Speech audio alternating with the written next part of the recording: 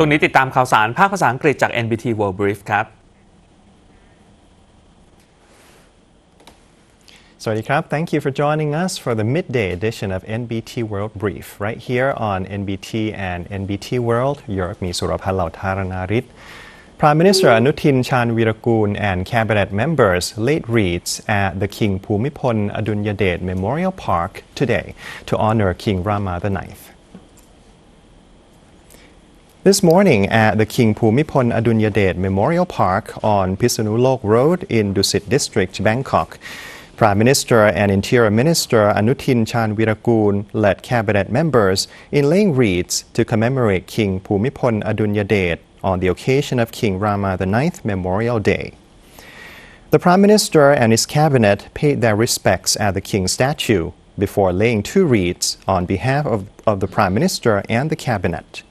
The ceremony concluded with a group photo of all attendees. The public can also pay their respects today at the park by presenting wreaths or floral tributes from 6 a.m. to 9 p.m. Visitors are asked to bring their own offerings, and the Bureau of the Royal Household has arranged a designated area to ensure the ceremony remains orderly and respectful. The First Army area has reported that Thai forces continue to maintain positions along the border in accordance with a gradual escalation plan. On the Cambodian side, authorities have observed local residents, media, and crowds monitoring Thai operations. According to the First Army Area Operations Center, yesterday in Ban Nong Ya Keo on the Thai side, only a small number of locals were present, with no significant activity. Across the border, about 30 to 40 Cambodian residents, including media, were observed near Proi Chan Temple.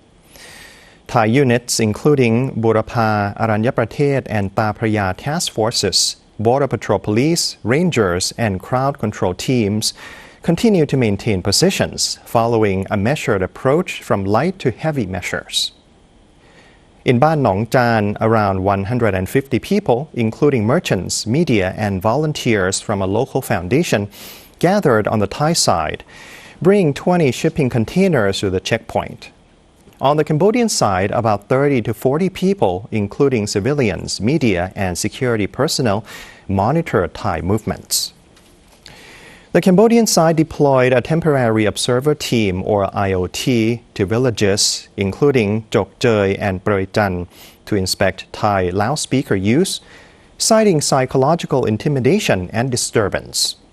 Thai authorities stated that the broadcasts shared historical documentaries about Cambodian refugees in Thailand and informed trespassers that occupying Thai forest land without permission violates the Forestry Act of 1941, punishable by up to 15 years in prison or fines up to 100,000 baht, as part of a psychological operations plan following a measured escalation strategy.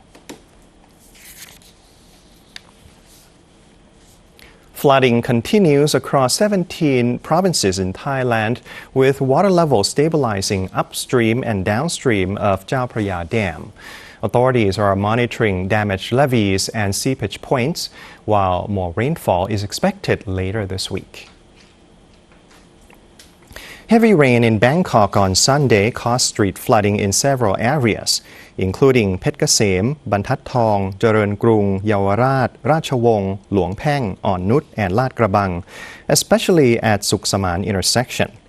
Water levels have since returned to normal after overnight drainage efforts. Bangkok Governor Chacha Sithipan visited Yawarat, reporting rainfall of around 90 millimeters in Thonburi and 80 millimeters in Sampantawong and Pamprap Satrupai districts.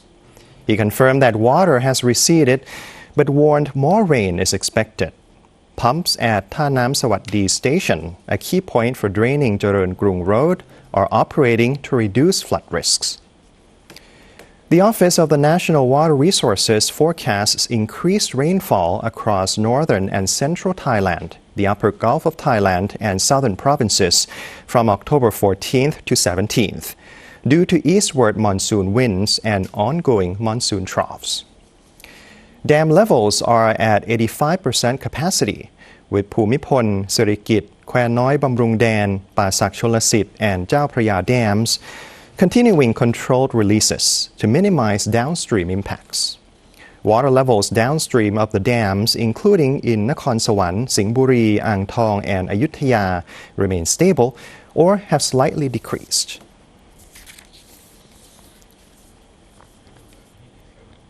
U.S. President Donald Trump announced Sunday that hostilities in Gaza have ended as Hamas prepare to release surviving hostages.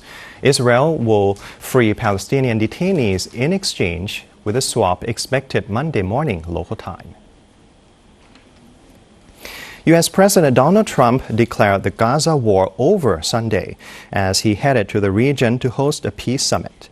Hamas is set to release surviving hostages after 2 years in captivity, while Israel plans to free about 2,000 Palestinian detainees in exchange. Final arrangements are still being negotiated, including Hamas's request to release 7 senior Palestinian figures. Preparations were underway in Gaza's Deir al-Balah, with rows of buses seen in front of the International Committee of the Red Cross offices, ahead of the swap scheduled for Monday morning. Dozens of Israelis gathered late Sunday at Tel Aviv's Hostages Square, anxiously awaiting the return of the hostages. The release of 20 living hostages is expected to begin early Monday, with an international body to locate remains of those not returned. Trump will address the Israeli parliament before traveling to Egypt to chair a summit with leaders from more than 20 countries to support a long-term ceasefire and regional peace. Israeli officials, including Prime Minister Benjamin Netanyahu and military leaders, claim victory but caution that the fight is not fully over.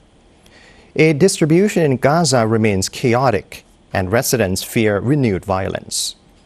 Under the proposed plan, Israel will partially withdraw from Gaza, replaced by a multinational force, while Hamas retains its weapons but will step back from governance.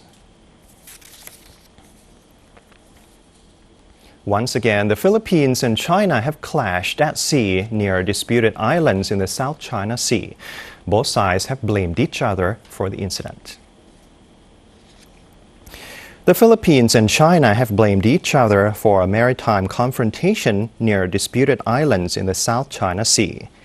According to a statement from the Philippine Coast Guard, a Chinese Coast Guard vessel sprayed high-pressure water at the BRP Datu Pakbaya, a Philippine National Fisheries Authority patrol boat, while it was anchored near Thitu Island, part of the Spratly Islands. The Chinese vessel also intentionally rammed the rear of the Philippine boat, causing damage, though no one was injured. The Chinese Coast Guard, however, released a statement condemning the Philippines as responsible for the incident, stating that the Philippine vessel ignored repeated warnings and deliberately approached within a dangerous distance. Philippine and Chinese vessels have faced multiple confrontations in recent years, particularly around Scarborough Shoal and other areas of the South China Sea. China claims nearly the entire sea, overlapping with territories claimed by Brunei, Indonesia, Malaysia, Vietnam, Taiwan, and the Philippines. And that wraps up our midday edition of NBT World Brief. Stay updated with the latest developments right here on NBT and NBT World. For more stories, you can simply scan the QR code on your screen to access our full coverage across all media platforms. Until next time, สวัสดีครับ